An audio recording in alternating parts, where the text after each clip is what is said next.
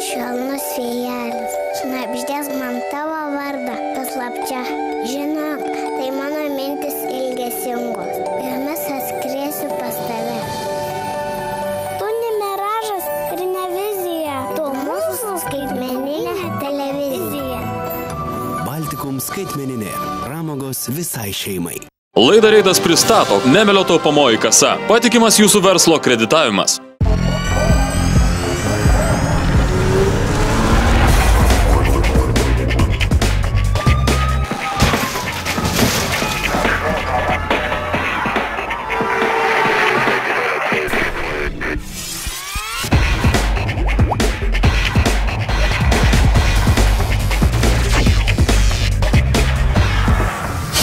Šiandien laida bus apie tai, kaip mes pradėjome vairuoti 2014-aisiais žalio arklio metais. Tai dar gerai, kad ne balto. Labas, čia Reidas.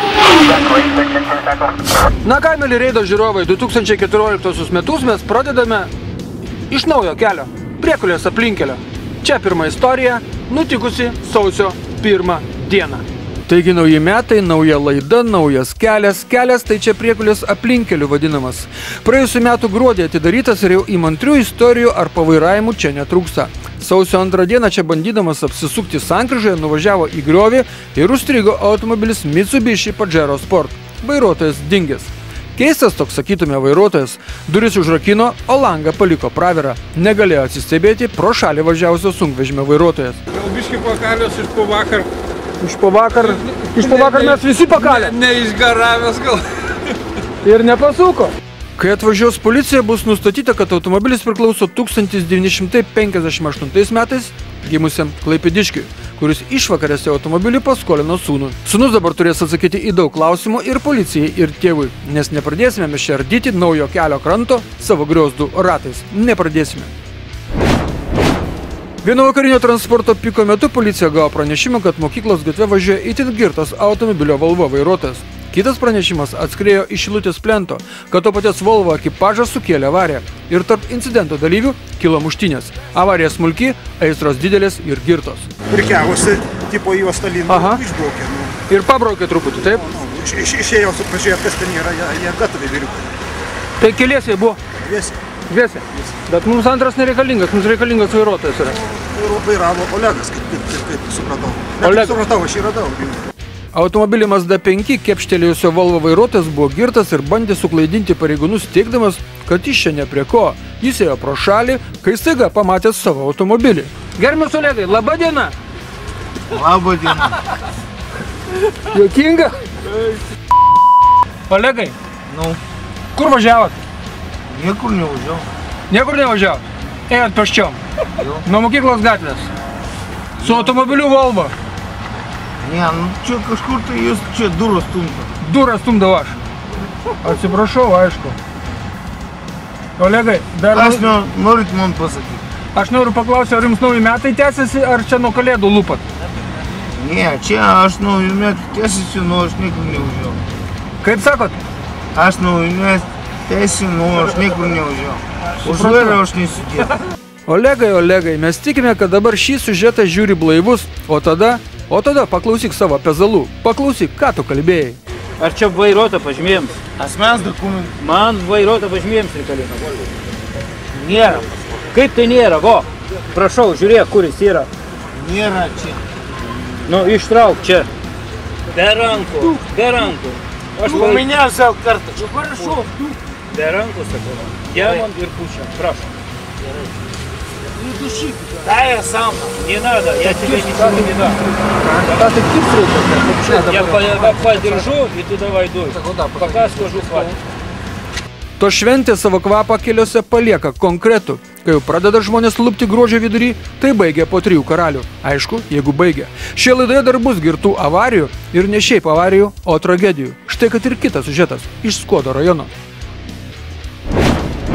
Klaipėdos apskrityje pirma tragiška avarija nusinešusi žmogaus gyvybę įvyko sausio 3 dieną apie 9 val. Vakaro Skuodo rajone, vingiuotame žvyrkelyje Skuodas Mosėdis Šaukliai, kai nuo aukštos kelio sankasos į griovį nulėkė ir vertėsi girto 40-mečio vairuojamas automobilis Renault Scenic Megane.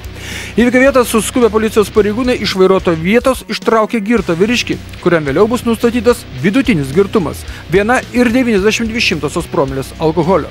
Šalia vairuotojo sėdėjusiam keleiviui, 41 metų mosėdiškiui Sauliui, jau niekas negalėjo padėti. Jis žuvo iš karto. Iš galinės sėdynės Skoda ugniagesiai gelbėtojai ištraukė 2 vyrus ir 1 moterį.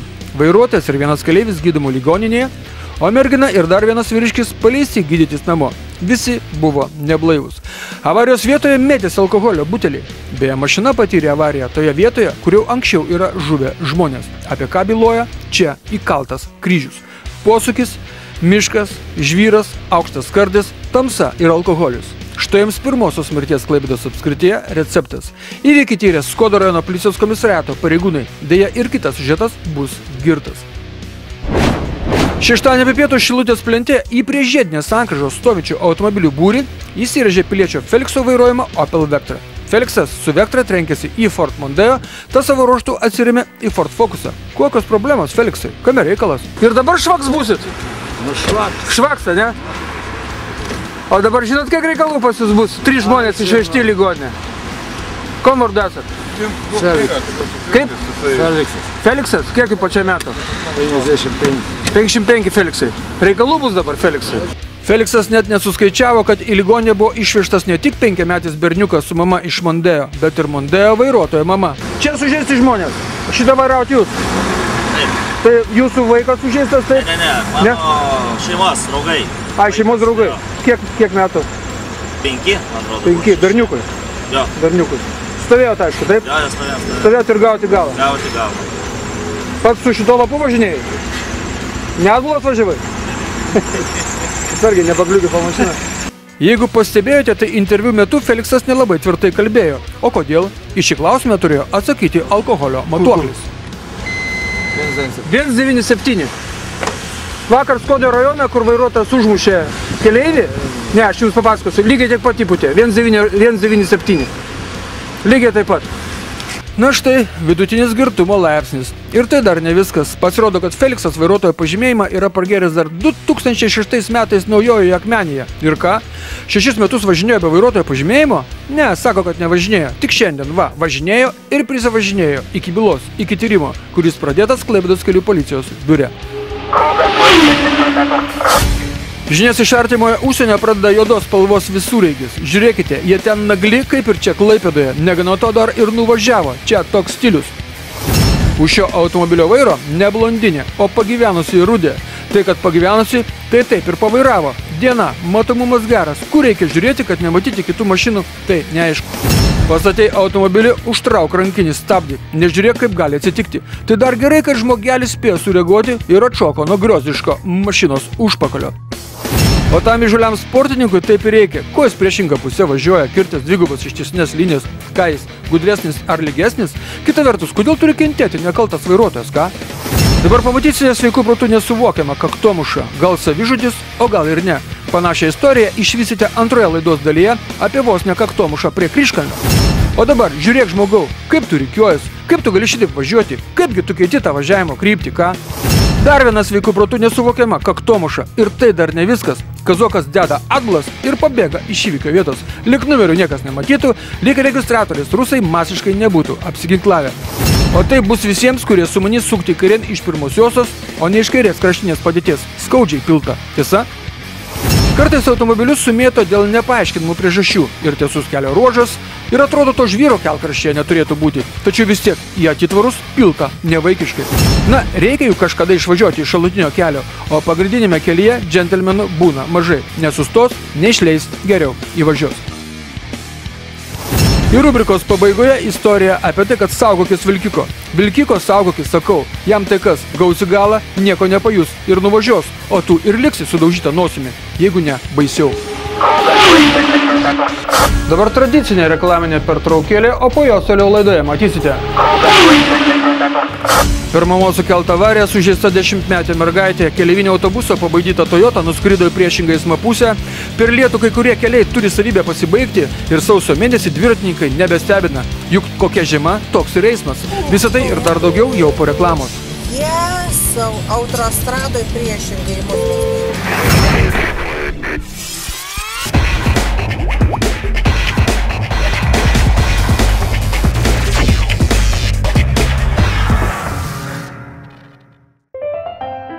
Tiesa yra tai, kad mes vyrai labiau už viską mylime laisvę ir krepšinį.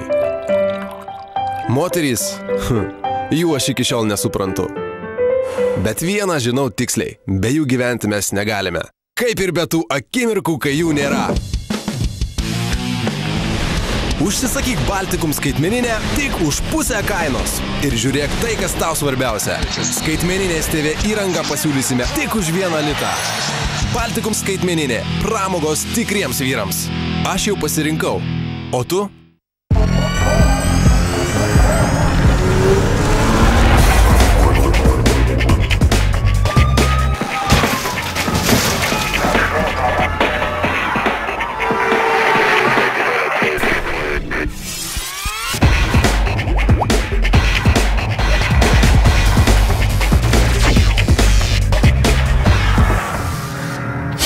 Visa reklama ir anonsai, o dabar tai, ką žadėjome iki jų. Trečiadienį apie 8 val. Ryto Klaipėdoje, Liepojos ir Panevėžio gatvių sankryžoje susidūrus 3 automobiliams sužeista avariją sukėlusios moters 10-metė dukra. Automobilio Citroen C1 vairuotoja išvažiavusi iš šalutinės Panevėžio gatvės į Liepojos gatvę staiga sustojo ir ją atsitrenkė antrą juostą važiavęs automobilis Volkswagen Passat. Šis atšokęs nuo Citroeno dar kliudė šalia buvusį automobilį Subaru Outback. Išlindo ir sustojo. Išlindo ir sustojo? Jūs važiavot pirmą juostą? Antrą važiavot? Atsitrenkėt, jį susuko, Citroenas susuko, o tas šitas Subaru? Mane metė į Subaru šoną. A, jūs atšokote Subaru, ne į Citroeną atkirto? Supratau dabar. O tai ko jinai sustojo dabar ta moteris? Pasimetė, jinai šoko greitai ir sustojo. Į ligoninę išvežta 10-metė Citroen C1 vairuotojos dukra. Mergaitė sėdėjusiai ant galinės sėdynės sumušta galva. Paaiškėjo, kad automobilio Subaru vairuotojas pirmoje eismo juostoje sustojo, kad išleistų iš šalutinės gatvės išvažiuojantį automobilį Citroen. Šio vairuotoja atvažiavusi iki antros pagrindinės gatvės juostos, pamačiusi atvažiuojantį Volkswagen Passat, sutriko, sustojo ir gavo į automobilio šoną. Visi incidento dalyviai buvo blaivus automobilio Volkswagen Passat, civilinės atsakomybės draudimas buvo pasibaigęs avarijos išvakarėse. Čia dėl avarijų reidas lankosi dažnai ir vietiniai gyventojai turi savo receptų, kaip apsaugoti šią vietą nuo incidentų. Norėjau sakyti, kad čia reikia kalnelio, pats žinai, kiek šitų avarijų būna. Čia būna darbo. Aš čia gyvenu, matau, čia būna beveik koždą savaitę. Pat uždėkit kalnelius, atlėkia iš čia pagrindiniai išvažiuoja, čia pučiui perimt. Vienu žodžiu, turi būti kažkur. Nu, matot, atlėkia. Šiuo atveju čia išvažiavimas iš šalutinio kelio, matote, yra čia. Taip, ale vis tiek greičiai ištekai tik pravažiuoja, duoda čia ir čia pučiui perimt, čia reikia būtinai kalnelio toj vietai. Jūs taip galvojat? Man taip atrodo, aš jau ir vairuotojas, senas vairuotojas, pradirbęs daug, 40 metų, žinau, kad čia. Mane tai asmeniškai kalneliai užknisa, žinokit. Nu, tai tą situacijas maždaug žinau. Na, vieno ištiso greičio slopintuvo Klaipėdos gatvėse nepatiesi. Avarijų buvo ir bus. Tarkim, greičio slopintuvus įrengė ir Baltijos prospekte priešais fatališką pėsčiųjų perėją, tačiau ir toliau ten trankomi žmonės. Trečiadienį tai buvo ne vienintelė avarija, per kurią buvo sužaloti žmonės.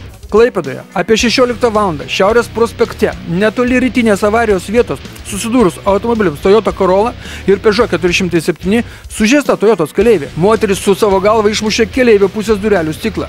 Prieš 21 metus pagaminto automobilio Toyota Corolla vairuotojas Rimantas pasakojo, kad jis išsigando šalia važiuojančio keleivinio autobuso manevro. Autobusas važiavo pirmą juostą, aš važiavau antrą juostą. Ir staigiai autobusas rikiavosi į antrą juostą. Tiesiog aš nenorėjau autobusą atsitrenkti, stabdžiau, šitoj vietoj pradėjau stabdyti, mane apsuko, nes vairą biškį pasukau. Taip. Ir kabinau bartelį ir išlėkiau priešingą kelio eismo juostą ir tada Peugeotas tiesiai į mane. Dabar, jeigu aš teisingai suprantu, jūs važiavot antrą juostą? Aš antrą. Antrą juostą. Autobusas? Pirma. Autobusas ką norėjo padaryti? Čia į apsisukimą? Ne, ne apsisukimą, jis, aš nežinau, jis į antrą juostą. Tiesiog važiuoti į antrą juostą. Aš buvau prie autobuso galo. Aš neturėjau ką daryti. Tiesiog stabdis ir važimas ir mane, kai vairą biškį dar bandžiau, taip sakant, pasukti, kad išvengti autobusų, užsuko. Nevaldama Toyota šoktelėjo net iki pirmos eismo juostos priešingoje eismo pusė, kur kaktomuša vožtasi į dešinę kraštinę juostą važiavusi automobilį Peugeot 407. Šis po smūgio nuskriejo ant žalios vejos ir nurimo visai šalia pėsčiųjų perėjos. Automobilyje šovė saugos pagalvės, beje kažkas buvo pradėję rūkti iš bagažinės, tad įvykio vietą buvo iškviesti ir gaisrininkai. Per avariją sužeista automobilio Toyota Corolla keleivė, vairuotojo žmona Virgilija. Moteriškė savo galvą susižalojo išmušdama keleivio pusės durelių stiklą. Vaiko automobilyje nebuvo, abu incidento dalyviai buvo blaivūs. Autobusas įvykio vietoje neužtruko, jo valstybiniai numeriai neužfiksuoti, spalva neaiški. Vėliau internete pasiblėjo komentarai, kad jokio autobuso nebuvo, buvo tik didelis Toyotos greitis, bandant įvažiuoti į apsisukimą. Dėl šios avarijos Klaipėdos kelių policijos biure pradėtas tyrimas. Įvykio vietą sutvarkė Klaipėdos ugniagesiai gelbėtojai. Sumaitotas mašinas išvežė dėdės Petro techninės pagalbos evakuatoriai. O! Maladėc! Vos sustoji, ne? Guk 1, 2, 3.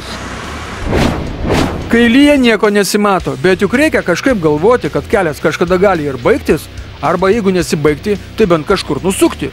Tuo įsitikino Mazdos vairuotoja, kuri atvažiuodama nuo Dauparų pusės, ties Baukštininkų kaimo, privažiavusi kelią Klaipėda Jokubavas, jį kirto skersai ir tada kirto į elektros apšvietimo stulpą taip, kad pusė kaimo liko be elektros. 30 metų svajoklė, turinti net 5 metų vairavimo stažą, per avariją nenukentėjo, sprogo pagalvės.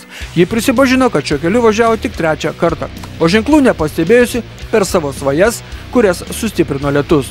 Europa bus nepatenkinta dėl šios avarijos, Europa davė pinigų, kad būtų modernizuota ši sankryža, o čia atvažiavo mergina ir paliko kaimą be elektros. Tai dar gerai, kad pagrindinių kelių niekas nevažiavo, nes kita istorija bus apie tai, kad per lietų skersai kelio geriau nevažiuoti.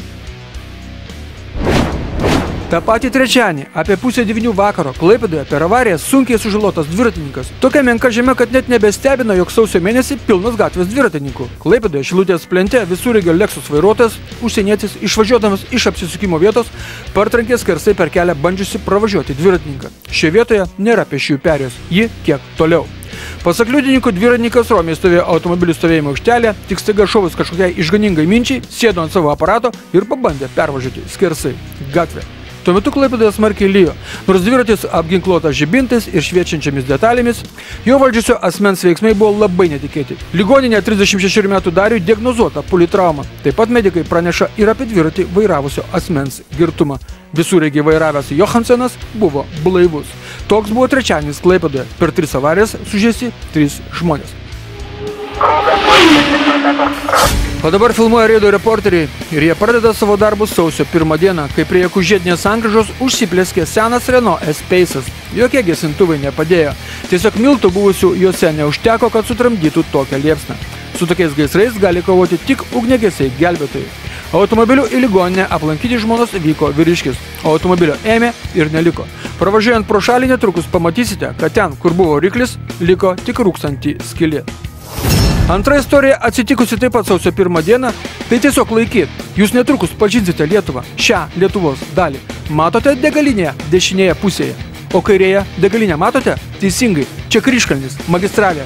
Netrukus pamatysite tai, ko niekam nelinkime pamatyti – šviesas skriejančias į tave. Gero idioto būta, balti arkliai medinio arklio metais išvijo durnių prieš eismą magistralėje. Ir dar neaišku, kiek jis taip važiavo, ar tik ne iki Kauno. Čia Lietuva, čia balti arkliai po magistralę vaikšto sausio 1 dieną, o ne mediniai, juolab žali. Dar viena šventinė istorija, šį kartą iš Palangos, Sodų gatvė. Tik rami ir šiuo atveju labai geros aplinkybės susiklostė šios vaizdo medžiagos autoriui. Gerai, kad jis lenkė stovinčią mašiną, nes jeigu būtų nelenkęs, o važiavęs savo juostą, būtų girtuokliui per galvą pervažiavęs. Nauji metai, Palanga, vartausi kur noriu. Kai vietiniai apsauginiai gudriai važiuoja, dvigubą ištisinę kertą net ne priekiu, o užpakaliu. O ką tu jam? Jis skuba iškvietimą, neva. Ir važiuojant prie geležinkelio pervažos turime būti itin dėmesingi, nes traukinys nesustos ir nepraleis. Ši vietelė yra už priekulės link Kintų, jeigu važiuoti. Šį kartą atleiskime šio automobilio vairuotojui. Jis privažiavęs prie geležinkelio pervažos, turbūt nepakėlė akių pažiūrėti, koks semaforas dega, o dega jis raudonai. Ir kita istorija apie geležinkelio pervažą. Klaipėda, Tilžės gatvė. Ir nekreipkite dėmesio į tą nesustojusi prie stop ženklą. Jūs pasižiūrėkite, ką išdarinėja 3X vairuotojas, o valstybiniai numeriai tai matosi FHA 399. Komisaras laukia paaiškinimų. Bet ką čia 3X ar 5, jeigu keleiviniai autobusai varo degant raudonam šviesoforo signalui? Štai, visi jau stoja Taikos prospekte, prie šviesoforo reguliuojamas pėsčiųjų perėjos, autobusas ne. Tame pačiame Taikos prospekte dar Toyota Yaris pravarys jau degant draudžiamam šviesoforo signalui. Nespėjo sustoti, na ką padarysi, nespėjo. Nuo dabar keliamės į Šiaurės Lietuvą. Kelias Joniškis Linkuva tarp Pašvitinio ir Truškonių. BMW su savo būdingais vairavimo elementais, dėl ko tautiečiai ir varončios markės automobilių, bet jeigu jau žmonės taupus, tai jie ir nežibina posūkių lempelėmis be reikalo. Dar perdegs lemputė, 2 litus kas mokės už ją, ką? Ir dar tęsiant šventinę temą, tai Debrecino gatvėje štai vyrutis sumanęs iš garažų namo pareiti, dar eismą pareguliuoti sumanė, it koks draugovininkas anais laikais būtų buvęs. Ir tai dar ne visa istorija, dar toje pačioje Debrecino gatvėje prieš nosį pasukta drąsiai, labai drąsiai. Ir kaipgi mes savo laidoje be Vilniaus, prašau, ir Vilnius jums, ir automobilis BMW, Žalgirio gatvė, čia prieš patį važiuojantį žiedą BMW įmantriai pavaro, tiesa? O čia jau Klaipėda, čia tiltas, čia gudruolis pavarys, štai taip. Jis ko gero nieko nepažeidė, nes jeigu jam taip reikia, tai jis taip ir varo, ką? Tai čia tas pats Klaipėdos tiltas, tik naktį ir iš kitos pusės. Na, labai jau raudonam šviesoforų signalui degant parvarė mašinėlė. Parvarė, sako, kad mergina vairavo, na mes privažiuokime ir pažiūrėkime, nors numerus laikomisaras užsirašo FFV 287, Feliksas Vilnius 287. Klaipėda, Rūtų gatvė. 3 eismo dalyviai juda įjungia atbulinės pavaras. Vienu metu. Vaizdo registratoriaus turėtojas pavažiuoja, pasisuka to jau važiuos, tačiau jam kelią užtveria kitų 2 atbulų baks pukšt. Ką, nepajutot, kad nuvažiuojat? Ne, negali būti. Važiuoja į aikštelę, kad įsiaiškintų, kas kaltas. O kalti abu, nes abu važiavo atbulį. Ar kaltas vienas, kuris labiau važiavo, negu tas, kur atbulas važiavo, bet sustojo. Ką manat jūs, ką? O čia istorija apie tai, kad nezystumėte, jog ką mes čia rodome posūkių nerodymus. Mes rodome chroniškus posūkių nerodymus. Kaži, čia viską pasako valstybinių numerių skaičiai, ar ką?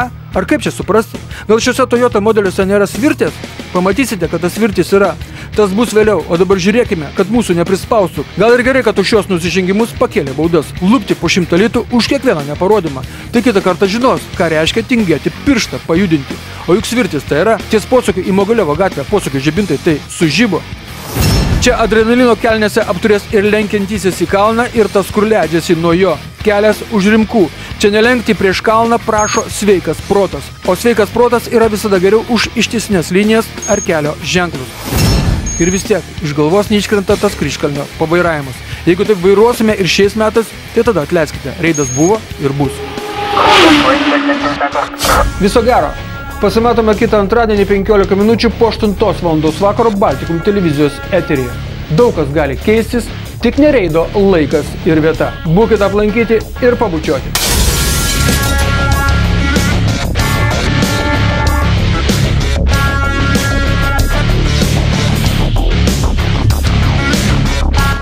Laidą Reidas pristatė Nemelio taupomoji kasa, patikimas jūsų verslo kreditavimas.